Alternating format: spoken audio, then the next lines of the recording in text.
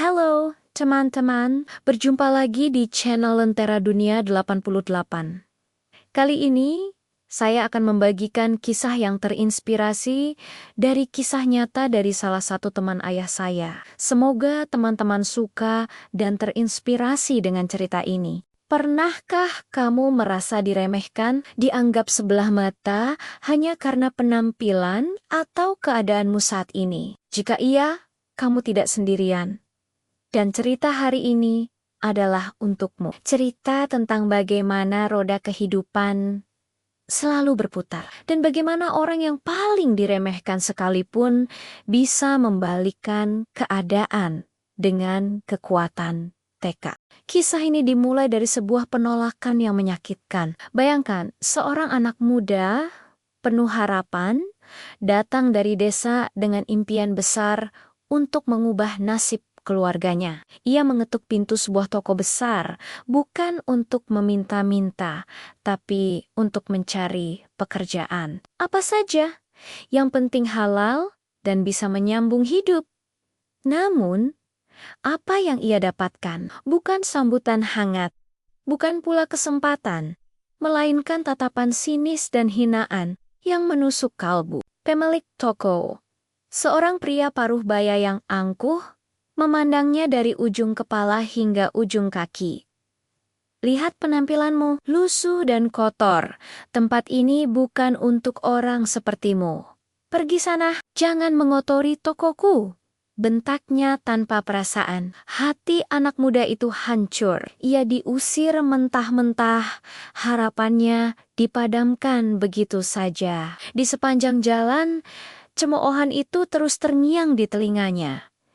Apakah dunia memang sekejam ini? Apakah menjadi miskin adalah sebuah dosa? Malam itu, ia menangis dalam diam. Namun, di tengah keputusasaannya, sebuah percikan api muncul. Ia teringat pesan ayahnya di kampung, "Nak, hinaan orang jangan membuatmu tumbang, tapi jadikan itu bahan bakar untuk terbang lebih tinggi."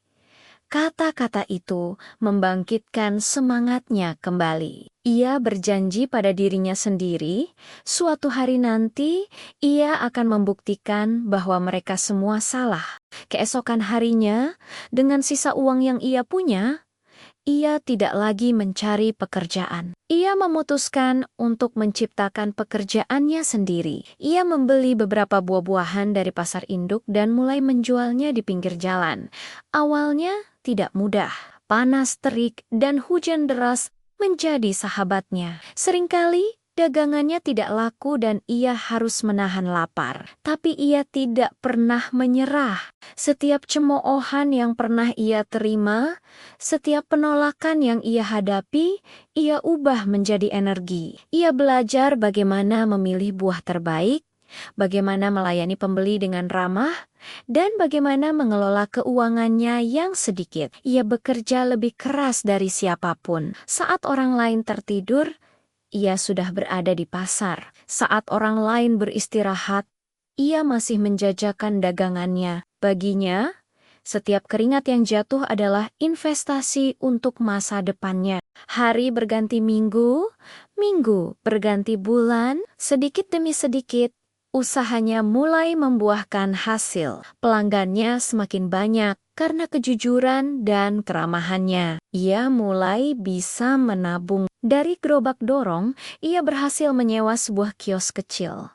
Kegigihannya adalah kunci. Ia tidak pernah lupa daratan.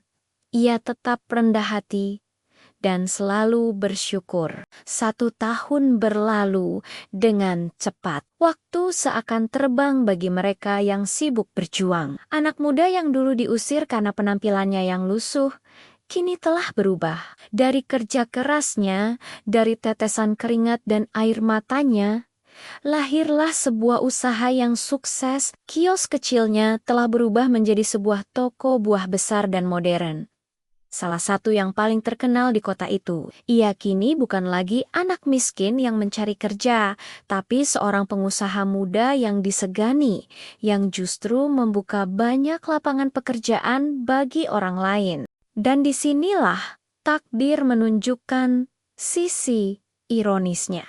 Suatu sore, sebuah mobil mewah berhenti di depan tokonya. Keluarlah seorang pria parubaya dengan wajah yang tampak lelah dan penuh masalah. Pria itu adalah orang yang sama, yang 1 tahun lalu telah menghina dan mengusirnya. Usahanya sedang diambang kebangkrutan, dan ia datang dengan harapan bisa menjalin kerjasama, berharap mendapat pasokan buah segar dari toko yang kini begitu sukses. Awalnya, pria itu tidak mengenali si anak muda, namun ketika ia melihat lebih dekat, wajah itu, tatapan mata yang penuh tekad itu, ia langsung teringat. Wajahnya pucat pasi, penuh rasa malu dan penyesalan. Ia terbata-bata, mencoba menjelaskan maksud kedatangannya. Anak muda itu hanya tersenyum.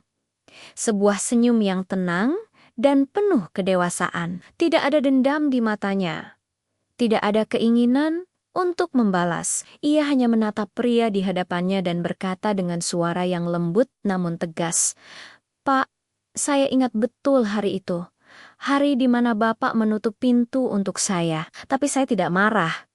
Justru saya berterima kasih." Pria itu terkejut. "Berterima kasih. Kenapa?" "Karena penolakan Bapak saat itu menjadi cambuk terbesar dalam hidup saya. Hinaan Bapak menjadi bahan bakar yang membuat saya tidak pernah berhenti berlari. Bapak mengajarkan saya pelajaran yang sangat berharga," jawab si anak muda.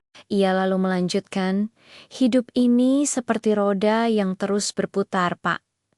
Kadang kita di atas, kadang kita di bawah.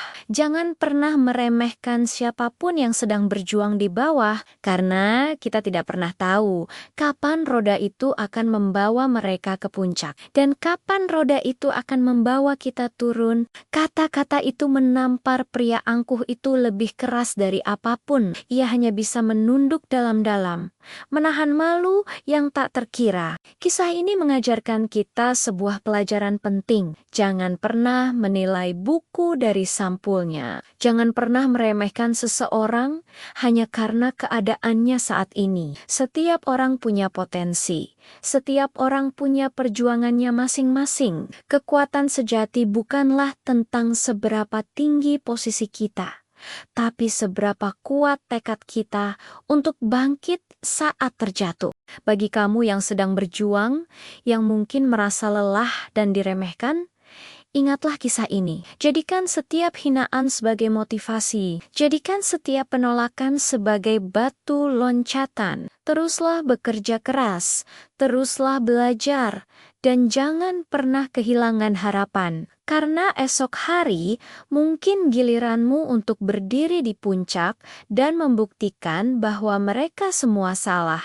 Terima kasih sudah menonton video ini sampai akhir. Semoga kisah ini bisa memberikan inspirasi dan kekuatan bagi kita semua. Jangan lupa untuk like, komen, dan subscribe channel ini agar kita bisa terus berbagi cerita-cerita positif lainnya. Sampai jumpa di video selanjutnya.